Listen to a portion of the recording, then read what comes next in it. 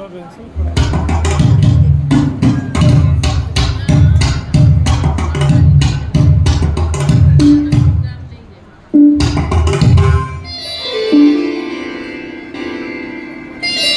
কারণে কল্পান্তরে আবার যখন শুম্ভ নিশুম্ভ নামে দুই অসুর স্বর্গরাজ্য অধিকার করে দেবতাকে তাড়িয়ে দিলেন, তখন দেবতারা আবার ভগবতী চণ্ডিকাকে স্মরণ করে স্তব আরম্ভ করলেন। নমো দেবীयै মহাদেবীयै শিবাयै সততং নমঃ। নমঃ প্রকৃতিयै ভদ্রাयै নিয়তঃ প্রণতঃ স্মতাং। রুদ্রাयै নমঃ গৌর্यै ধাত্রৈ নমো নমঃ। জ্যোৎস্নাयै চেন্দুরূপিण्यै সুখাयै সততং নমঃ। या देवी सर्वभूतेषु विष्णुमायेति संस्थिता। नमस्तस्यै नमस्तस्यै नमस्तस्यै नमो नमः। या देवी सर्वभूतेषु चेतनते अभिधीयते। नमस्तस्यै नमस्तस्यै नमस्तस्यै नमो नमः। या देवी सर्वभूतेषु बुद्धिरूपेण संस्थिता। नमस्तस्यै नमस्तस्यै नमस्तस्यै नमो नमः। या देवी सर्वभूतेषु शक्तिरूपेण संस्थिता। नमस्तस्यै नमस्तस्यै नमस्तस्यै नमो। দেবী ভগবতী শুম্ভ নিশুম্ভকে বধ করবার জন্য প্রথমে মোহিনী মায়া বিস্তার করে এক অপূর্ব রমণী মূর্তি ধারণ করলেন।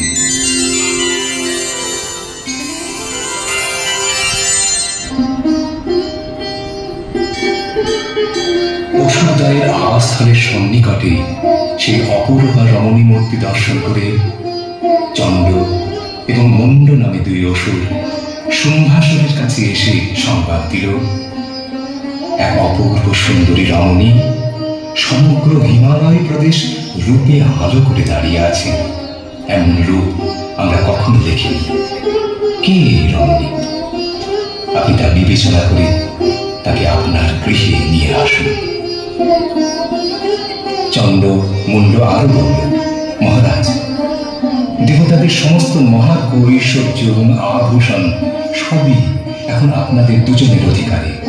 সেখানে এই রমণী রত্ন আপনাদের একান্ত হওয়া উচিত। চন্দ্রমুখে এমন অভাবিতা রমণী রত্নের কথা শুনে শুম্ভ দুই অসুরকে দূত হিসেবে পাঠালেন দেবী অম্বিকার কাছে।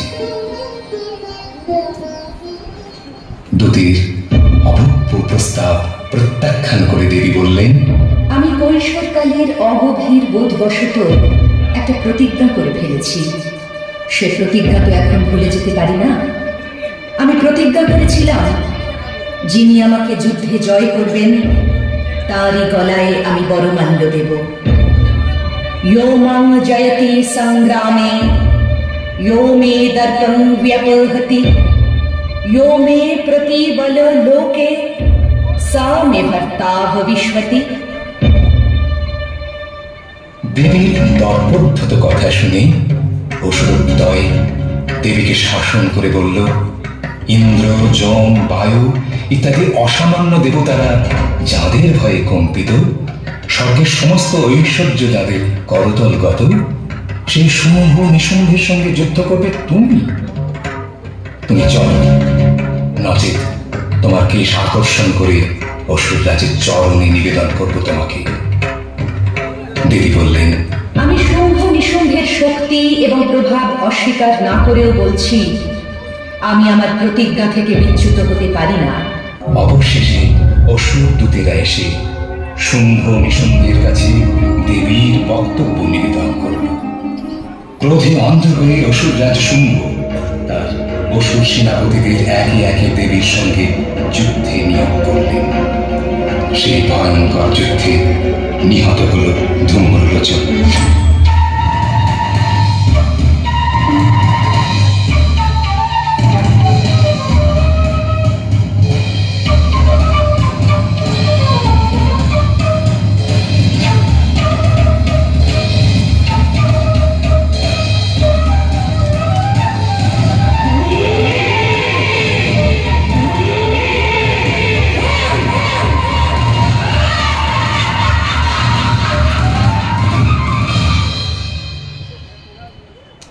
பனிமலை சிகரத்தில் பரவேடிய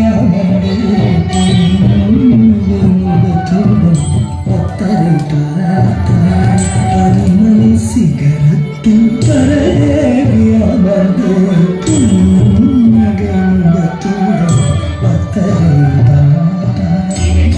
அகற்றரும் இளைஞனை மறந்தே வாழ்த்தனை ஓங்கி அன்னை காக்க இழந்த அசுரரும் தாக்க அசுரரும் தாக்க அசுரரும் தாக்க தலைமாலையுடன்